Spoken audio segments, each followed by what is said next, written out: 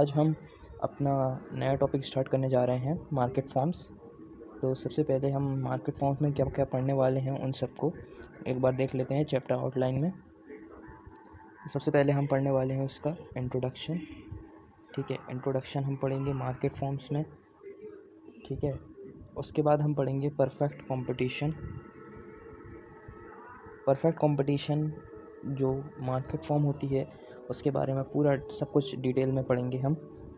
उसके बाद है fluctuation in market price and their effect on the price on competitive firm. ठीक है, जो कॉम्पिटिटिव फर्म है उसमें जो प्राइस फ्लक्चुएशन होता है उसके बारे में हम पूरा डिटेल में पढ़ेंगे। Monopoly and its features, monopoly जो मार्केट फॉर्म होती है उसके बारे में हम पूरा डिटेल में पढ़ने वाले हैं। और forms and features of imperfect market, imperfect market के जो फॉर्म्स होते हैं उसके बारे में हम इस टॉपिक में पढ़ेंगे। उसके बाद एक लास्ट टॉपिक है economic efficiency of a market. Economic efficiency of a market ये थोड़ा न्यू टॉपिक्स है और इस टॉपिक को आपने 11th-12th में नहीं 12th में पहले एक माइक्रो इकोनॉमिक्स थी, अब 11th में हो गई है, तो आपने इस टॉपिक को नहीं पढ़ा होगा, लेकिन अब आपको ग्रेजुएशन में इस टॉपिक को पढ़ना पड़ेगा। इसलिए ये जो न्यू टॉपिक है इसको अलग से एक दिया गया है। ठीक है, आगे बढ़ते हैं, हम शुरू करते हैं अपना इंट्रोडक्टरी पार्ट। ठीक है, आज हम इंट्रोडक्टरी पार्ट पढ़ेंगे, उसके बाद अगली वीडियो में हम परफेक्ट कंपटीशन के बारे में बताएंगे। ठीक है, तो शुरू करते हैं। चैनल को सब्सक्राइब नहीं करा हो तो चैनल को सब्सक्राइब कर दें, बेल आइकन को प्रेस कर दें, जिससे कि जो भी न्यू अपडेट्स होंगी वीडियो से रिलेटेड या किसी भी टॉपिक से रिलेटेड, उन टॉपिक को वीडियोज़ में बनाकर आपको अपडेट दी जाए। इसलिए आप चैनल को सब्सक्राइब कर दें और आप कमेंट में ज़रूर लिखिएगा कि आपको किस तरीके की वीडियो चाहिए। आप लोग वीडियोस देखकर चैनल को सब्सक्राइब भी नहीं करते और बेल आइकन को भी प्रेस नहीं करते, इसलिए आपसे निवेदन है कि आप सब्सक्राइब कर दें और बेल आइकन को प्रेस कर दें। शुरू करते हैं अपनी वीडियो। तो हमारा जो पहला टॉपिक है वो है इंट्रोडक्शन। तो इंट्रोडक्शन में सबसे पहले हम पढ़ेंगे कि मार्केट असल में होती क्या है। तो market refers to any place, market refers to any place or location where a product, be it a tangible commodity or a intangible service, is exchanged for money between seller and buyers। तो इसमें लिखा हुआ है कि market एक ऐसी place है, ऐसी जगह है जहाँ पर कमोडिटीज़, टेंजिबल कमोडिटीज़ मतलब जो कमोडिटीज़ हमारे यूज़ के लिए हो, जिससे हमें यूटिलिटी मिले और प्रोड्यूसर को प्रॉफिट मिले, वो कमोडिटीज़ और सर्विसेज। इंटेंजिबल सर्विसेज मतलब वो सर्विसेज जिससे हमें यूटिलिटी मिले और प्रोड्यूसर को प्रॉफिट मिले, is exchange for money between seller and buyer. और उन कमोडिटीज़ और सर्विसेज को एक्सचेंज कराया जाता है बायर और सेलर के बीच में, क्या देकर? मनी देकर। Money is a medium of exchange. ठीक है, आपने पढ़ा होगा इसे मैक्रो इकोनॉमिक्स में कि money is a medium of exchange. So market क्या है?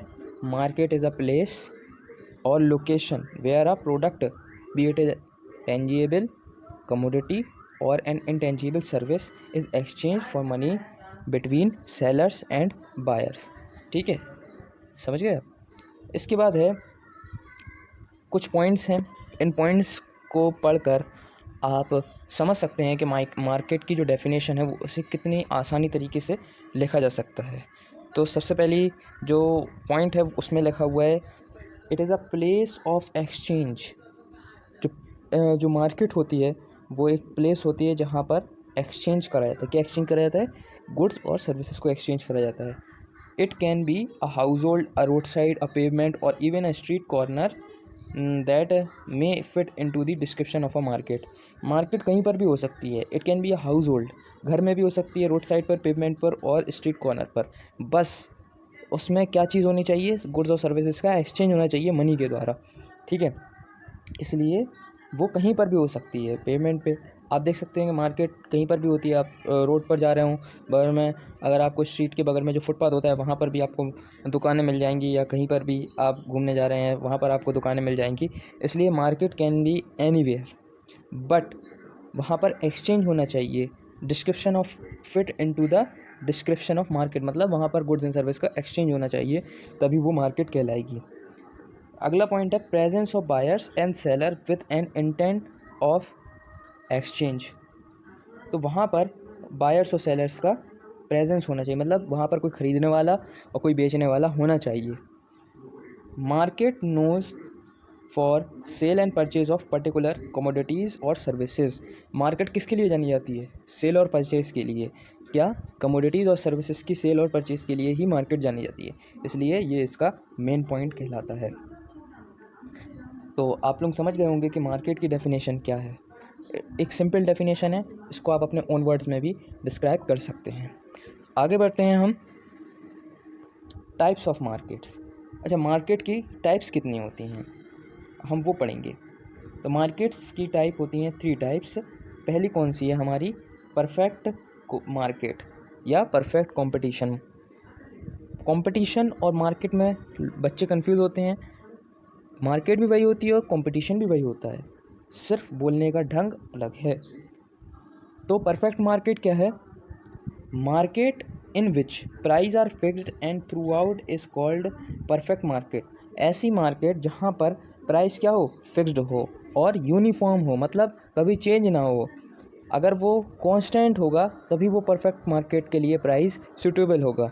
इसलिए परफेक्ट मार्केट में जो इम्पोर्टेंस है वो किस पर दी जाती है? फिक्स्ड प्राइस पर दी जाती है। मार्केट विथ लीस्ट और no price distortion is a perfect और अ कॉम्पिटिटिव मार्केट। जो प्राइस डिस्टोरेशन है वो परफेक्ट मार्केट में कैसा होता है? फिक्स्ड होता है।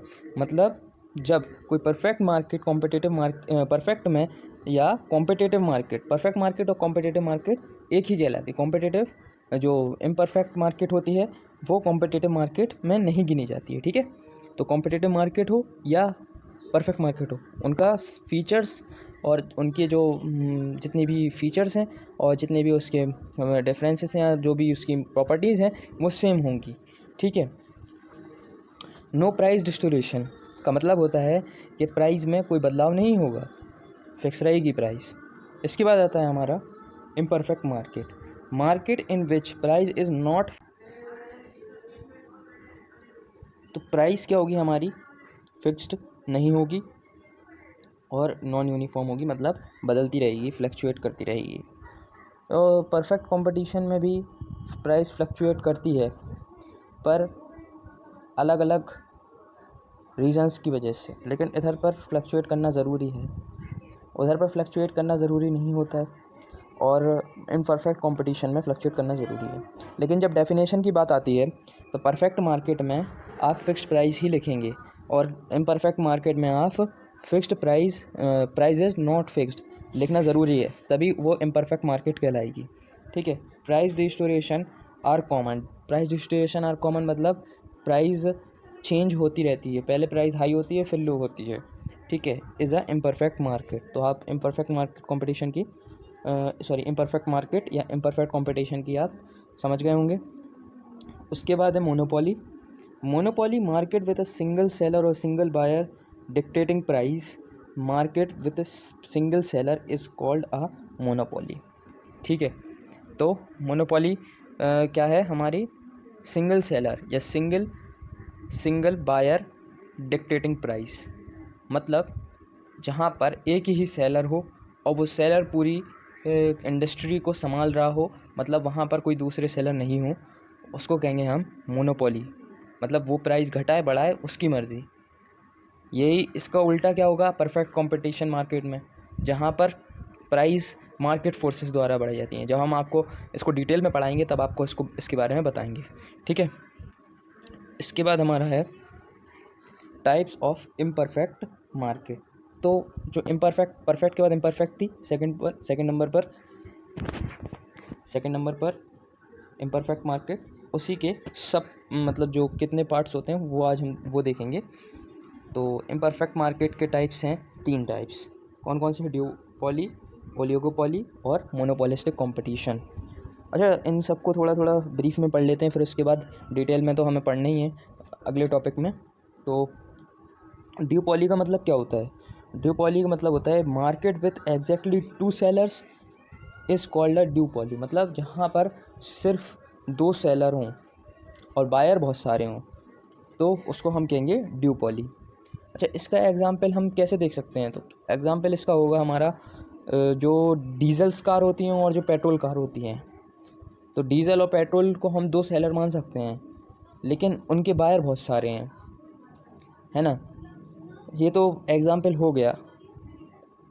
इसको हम रियल लाइफ में भी यूज़ नहीं कर सकते, क्योंकि ये सारे जितने भी मार्केट फॉर्म्स हैं ये सारे इमेजिनरी हैं, तो इनको हम रियल लाइफ में यूज़ नहीं कर सकते। इन सबको समझना ज़रूरी है, क्योंकि अगर हमने इसको समझ लिया तो मैक्रो इकोनॉमिक्स में हमें प्रॉब्लम नहीं होगी। ठीक है, अगला है हमारा oligopoly, market in which number of sellers is more than 2 but limited to a few. Oligopoly में नंबर ऑफ सेलर क्या हैं? मोर देन 2, मतलब 2 से ज़्यादा हैं लेकिन लिमिटेड हैं। यहाँ पर जो एंट्री है सेलर्स की वो क्या है? लिमिटेड है। इसके बारे में अगले वीडियो में जो बताऊंगा ओलिगोपोली के बारे में, उसमें आपको थोड़ा डिटेल में आपको ओलिगोपोली समझाऊंगा क्यों लिमिटेड होते हैं। इसके बाद हमारा monopolistic competition, last but not the least, a market with a large number of monopoly sellers dealing with close substitutes such as different brands of toothpaste or those of cigarettes constitute a monopolistic market or monopolistic competition। मतलब कि जहाँ पर बहुत सारे monopoly sellers deal कर रहे हों, ठीक है ना, वहाँ पर with close substitute, for example cigarette हो गया, टूथपेस्ट हो गया।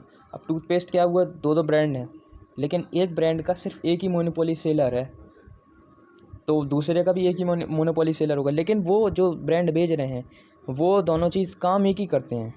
मान के चलो कोलगेट हुआ और पेप्सोडेंट हुआ, या कोई सा भी टूथपेस्ट हुआ, तो मोनोपोली किसके पास है?